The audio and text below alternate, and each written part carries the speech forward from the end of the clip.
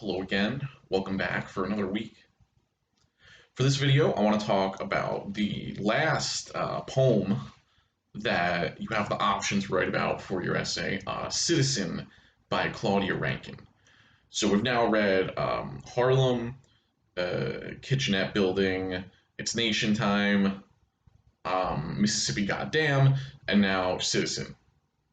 So these are the poems that you have to choose from as we start to write about the essay. You can write about, I guess I'll say you can write about as many of them as you want. I know with the short stories, I was kind of insisting that you only do two of them, but since the poems are so much shorter, I guess I'll say I don't know. I still think five would be too many. I think doing all of them would be too many.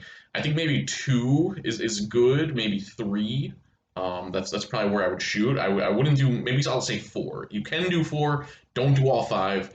It'd be tough to do all four. I think again. Like I said in my responses to a lot of your essays, I think you need more than one paragraph on any text that you're evaluating. So I wouldn't have just one paragraph on each of the poems. But anyway, this is the last poem that we're going to be reading, and it kind of gets us up to modern times, right? We'd mostly been charting kind of some evolutions from like, well, I guess kitchenette building was all the way back in the 40s, but we've kind of been charting, going through the 50s and 60s up until like kind of the early 70s with some of the stuff we've been looking at with the Black nationalism stuff, with It's Nation Time, things like that. So we're skipping all the way ahead here to 2014, which is when this is published. And I think that's very important, right, to the way that we understand it. If this was published at the same time It's Nation Time was, I think that would seem kind of weird. So this is 2014, which is an interesting time, and I think when this was published can kind of give us some insight into some of the, I think, good points that these poems try to make, and maybe some of the ways that they are kind of lacking. Um, so I think I'll go through a number of the specific ones, but I think in general we can say that the poems are kind of pointing us towards um, the ways that I guess we could say like unconscious bias or this kind of everyday or casual racism, how that stuff works and kind of the effects that it can have on people who experience it, and like what it looks like, right? So I think that that's important in a way because obviously this stuff does happen and it's real. And the author points to some of the consequences that it can bring about, and I do want to talk about that. But I think part of the way to understand this focus on like microaggressions, which is another word that also just means a microaggression is similar to like unconscious bias kind of thing. And I think an important context to understand this is that this happens during Obama's presidency. That this is published, and it's like I said, it's 2014. I think October 2014, and kind of a couple of months. I think August 2014, August in 2014 is when you have the killing of Michael Brown in Ferguson, and that's kind of where Black Lives Matter really becomes like a national thing that is kind of in the culture and that people know about, and it starts building a lot from there as a movement. So I think these poems are like an interesting snapshot of kind of like the pre Black Lives Matter state of like racial politics in America. And I guess we can say the kind of long civil rights movement in a way. I feel like a lot of these poems are a response to the sense during the Obama years that America had become a colorblind country. It's hard to imagine this stuff now because of everything that's happened in the past 6 years since Ferguson and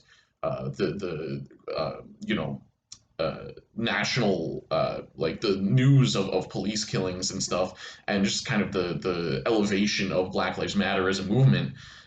This is kind of a strange snapshot of like before Black Lives Matter had really become a big movement, and before I think everyone had a better understanding of policing in America and the kind of racism involved with that stuff. So after Obama gets elected, there's a lot of people, maybe more conservatives than others, but there was definitely a lot of people who wanted to point to Obama's election as a sign that racism was kind of over, you know.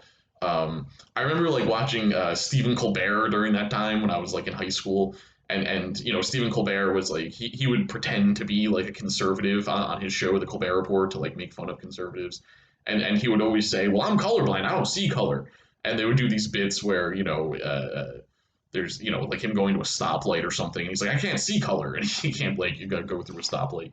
Um, so like that was a very real thing that a lot of people were trying to push once Obama was elected, that like, well, we must have fixed racism. If America can have a black president, that must mean racism is done. That we are now becoming a colorblind society. So if you look at a lot of the kind of academic writings on race and stuff during this time, you'll see a lot of people pushing back on this idea that America's become a colorblind society, and a lot of this stuff just doesn't really make sense with where we are now, because after going through the election of Donald Trump and kind of the resurgence of kind of racism against immigrants and stuff like that. I don't think there's anyone right now really making this claim that America's a colorblind society. I think everyone kind of went back on that and we're like, oh yeah, no, it never was. That was always just kind of wrong. But I think that is important when we look at what this series of poems is trying to do.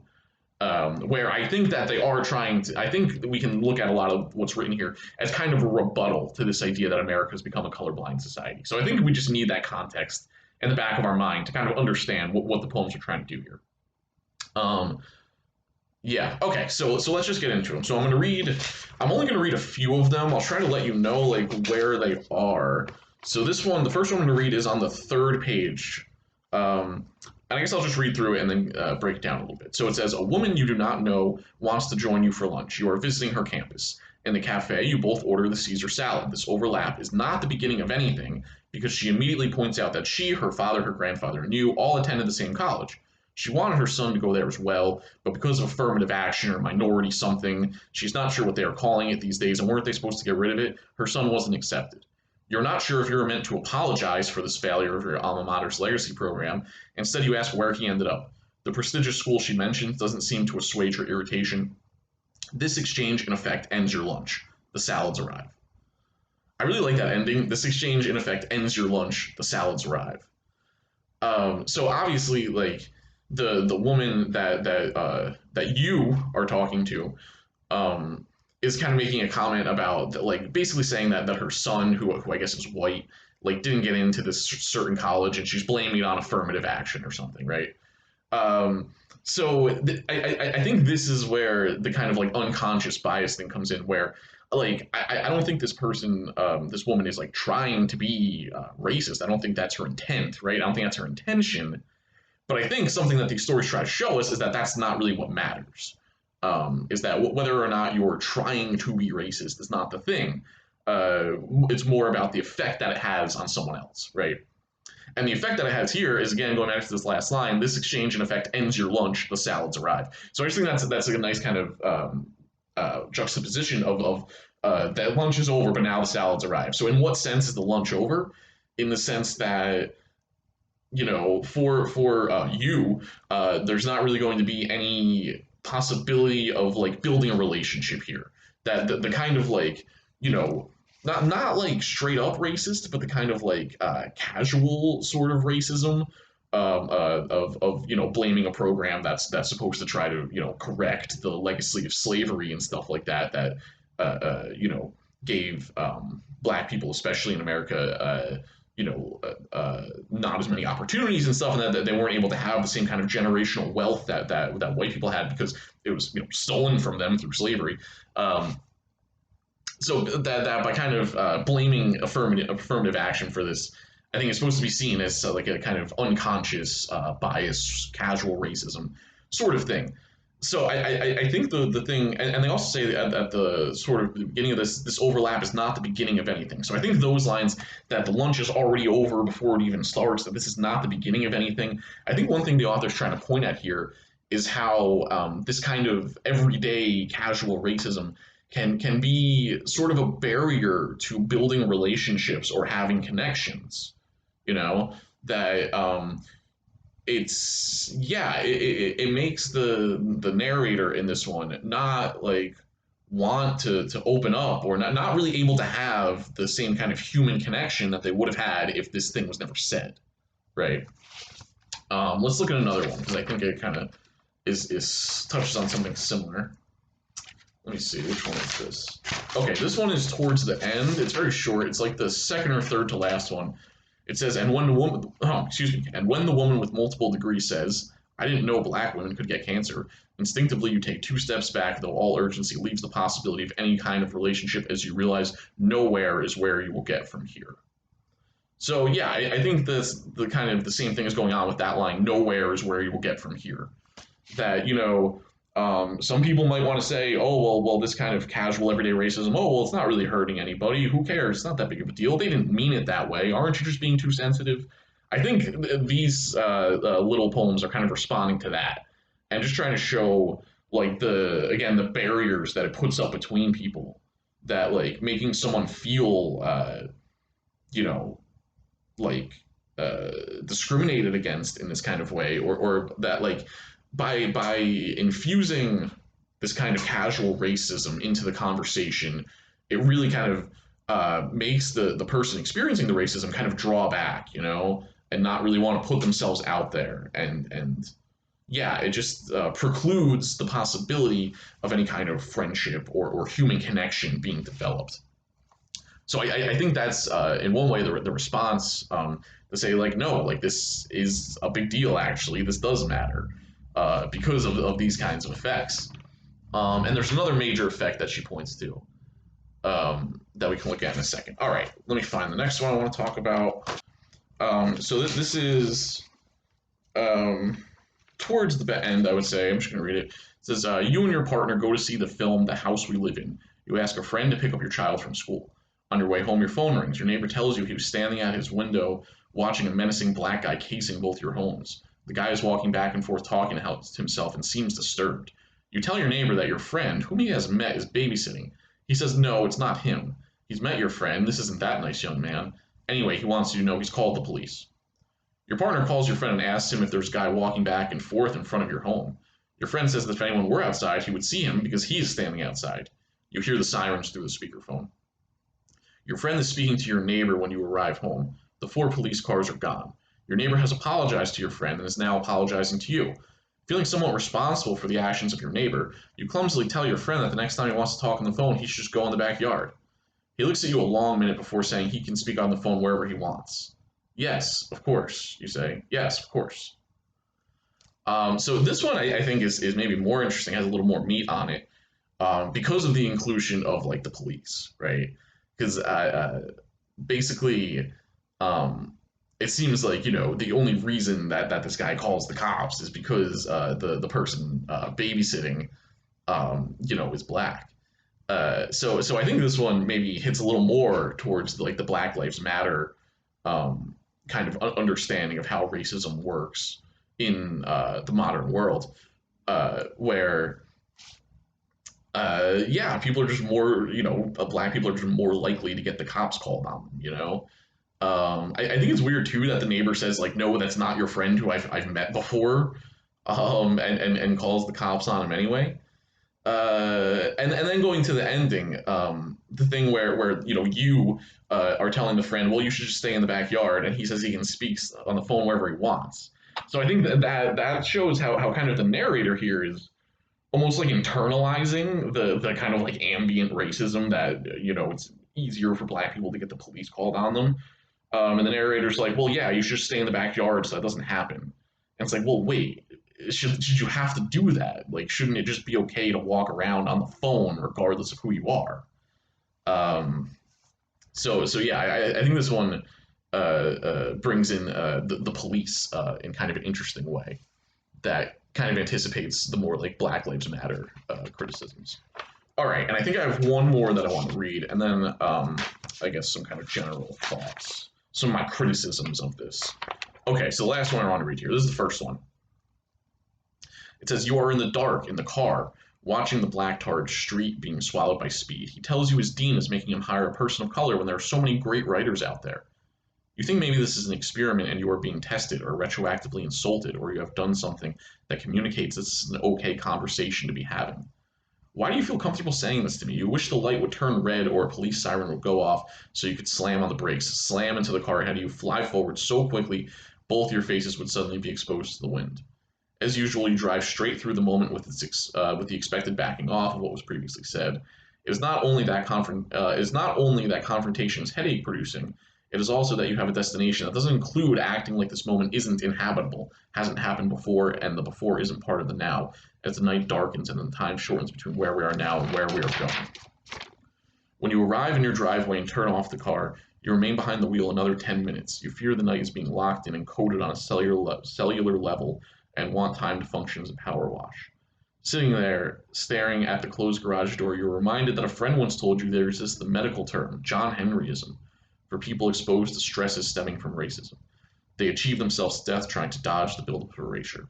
Sir Sherman James, the researcher who came up with the term, claimed the physiological costs were high. You hope by sitting in silence you are bucking the trend. So I think this one adds something really key to what these poems are trying to do. This term John Henryism that they use, which they said for people exposed to the stresses stemming from racism. So in addition to what I was saying about before, the kind of way that this kind of everyday racism like drives a wedge between people and keeps them from having like meaningful connections. I think the other big thing that the author's trying to point to here is it's kind of the psychological effects, right? The stresses from having to deal with this stuff, and I think they might mention this in another one, but then like because it's the author explains how it's like this thing of, well, do you just like let the person be racist and not challenge it, and then if you do challenge it, are they going to accuse you of being too sensitive, and then you start second guessing yourself, like, am I being too sensitive, am I making too much of this, and all of that really I think the author tries to say is just like a huge emotional and psychological kind of drain, right?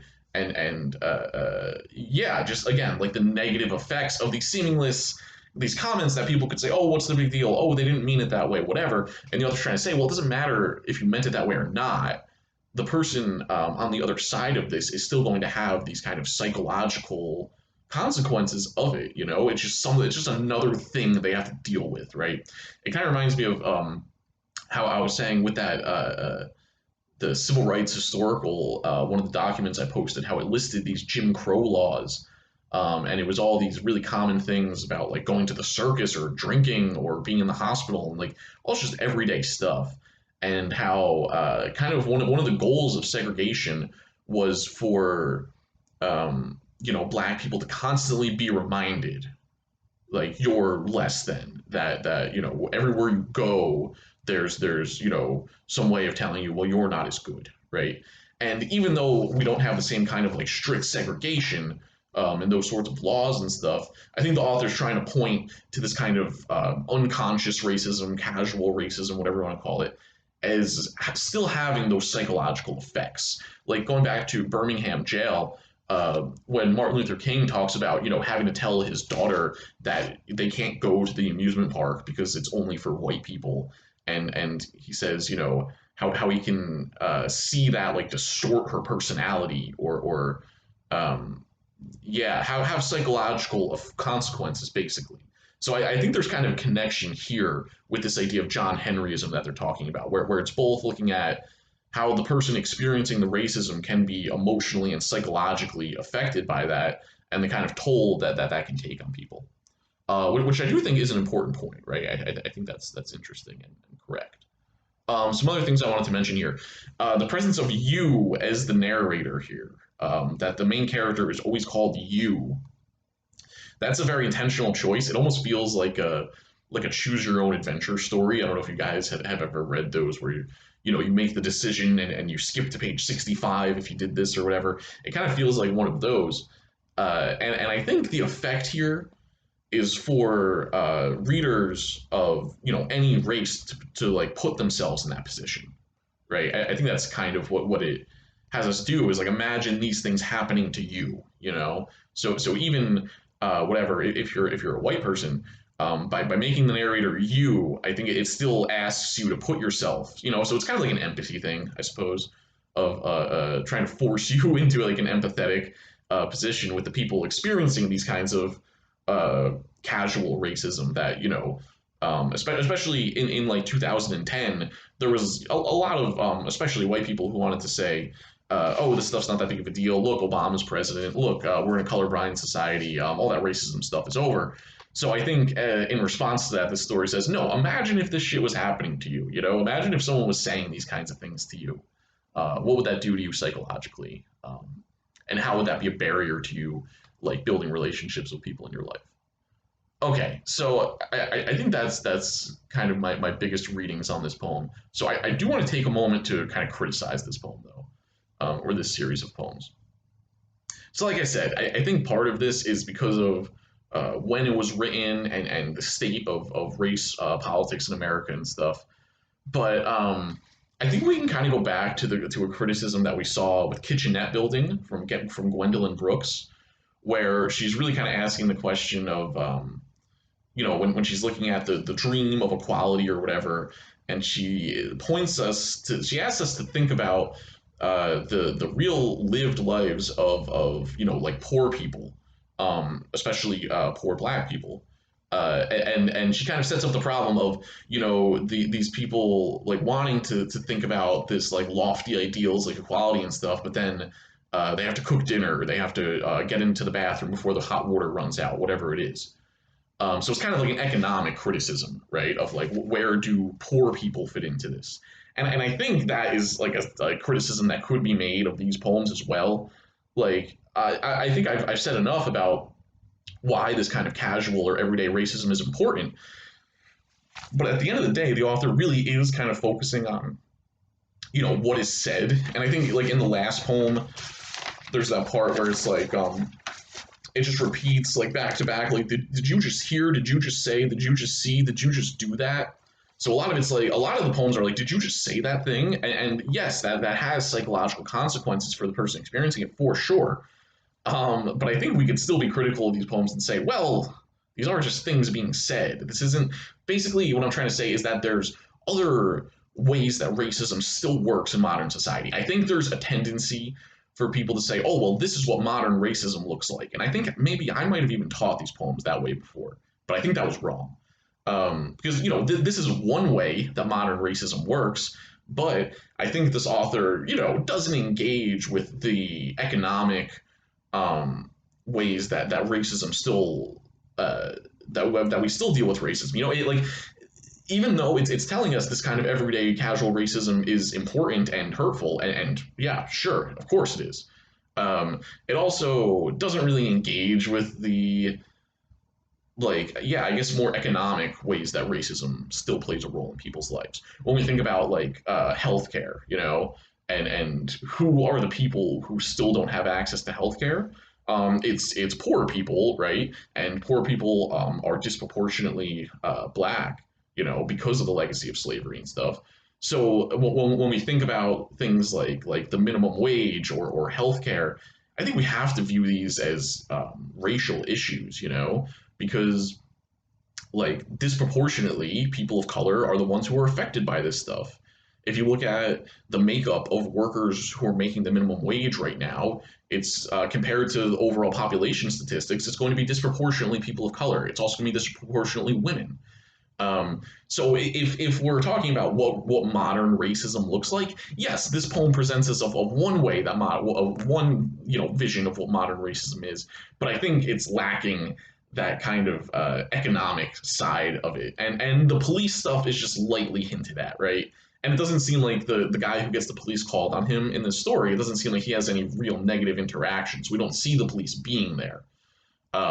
So I think that it does a good job, obviously, of highlighting the kind of unconscious bias and telling us exactly and specifically why that stuff is a problem. But I think it could have also at least had one or two poems about somebody making $7 an hour and struggling with that, or somebody who doesn't have health care and how that's a problem for them. So I do think we can make the same kind of criticism that Gwendolyn Brooks made in her poem of like, okay, well, yeah, this all sounds nice, but what about people who don't have time to think about this stuff because they're trying to, survive? So I think it's focus on words and language. While it's correct, and I'm not trying to invalidate it or say that it's wrong. Obviously, they're correct. That stuff has psychological consequences and everything like that.